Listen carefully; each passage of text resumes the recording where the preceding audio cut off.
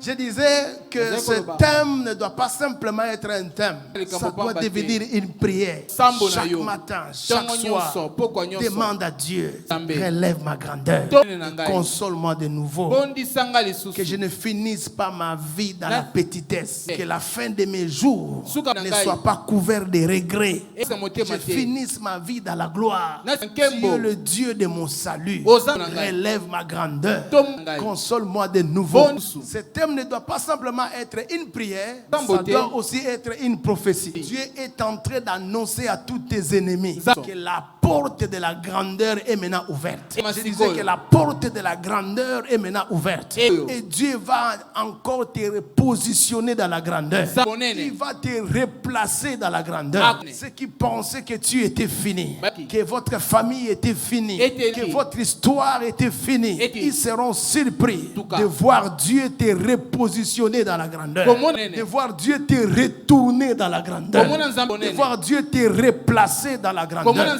En réalité, ce thème concerne certaines personnes. Premièrement, les gens qui, une fois dans leur vie, ont vécu dans la grandeur et qui, à cause de certaines réalités spirituelles ou physiques, qui, à cause de certaines raisons, ils ont perdu la grandeur, ils ont connu la chute, ils ne sont plus ce qu'ils étaient. Ce thème les concerne. Si dans ta vie, tu as vécu une certaine grandeur, Dieu t'a élevé à un certain niveau, tu as connu vraiment des saisons de joie, des saisons d'une certaine importance. Dieu m'a envoyé de te dire que l'heure est arrivée. Il veut te remettre dans la grandeur. Il veut te remettre dans la grandeur.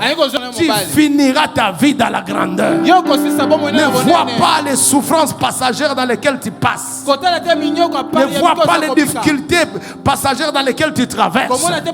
Tu finiras ta vie dans la grandeur. On dirait que je m'adresse à quelqu'un ici. On dirait que tes oreilles sont venues ici pour m'écouter.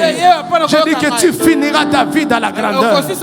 Tu finiras ta vie dans la grandeur. Si la grandeur était entrée dans ta vie, était entrée dans votre famille, était entrée dans votre clan, ou était entrée dans votre tribu, la grandeur ne peut pas disparaître comme ça. La grandeur ne peut pas disparaître comme ça. J'annonce le temps de rétablissement pour ta vie. J'annonce le temps du rétablissement pour ta vie. J'annonce le temps de la restauration pour ta vie. J'annonce le temps du relèvement pour ta vie. Donnez-moi un amen bien. Amen. La deuxième catégorie de personnes qui sont concernées par ce message, ce sont des personnes qui ont vécu dans des familles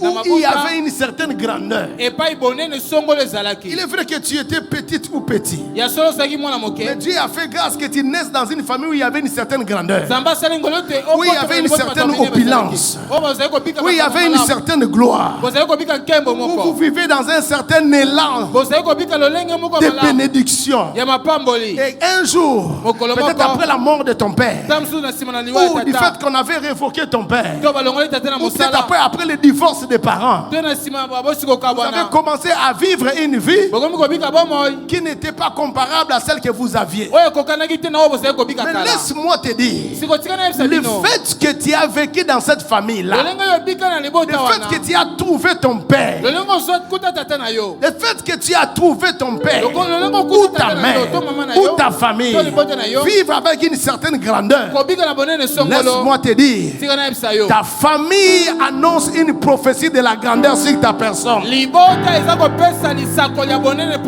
ne peut pas permettre que tu naisses dans une famille où il y a la grandeur et que toi, de manière personnelle, tu finis ta vie dans la petitesse. Laissez-moi te dire, même le placement familial, c'est toute une destinée. Et qu'aujourd'hui, vous n'êtes plus ce que vous étiez. Vous n'avez plus ce que vous aviez. Mais le fait que tu sois né dans une telle famille, c'est déjà une prophétie signe que Dieu t'avait prédestiné à la grandeur. Et au travers de ces séminaires, Dieu va te replacer dans la grandeur. Dieu va te replacer dans la grandeur. Je disais que Dieu va te replacer dans la grandeur.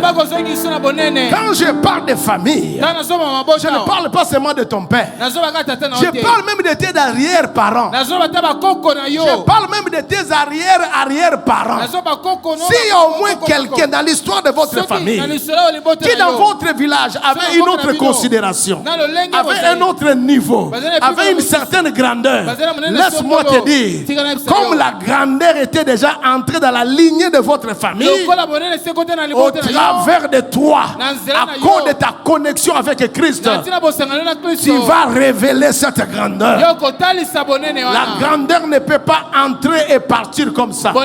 La grandeur ne peut pas entrer dans une famille et s'éloigner comme ça. La grandeur a cette nature.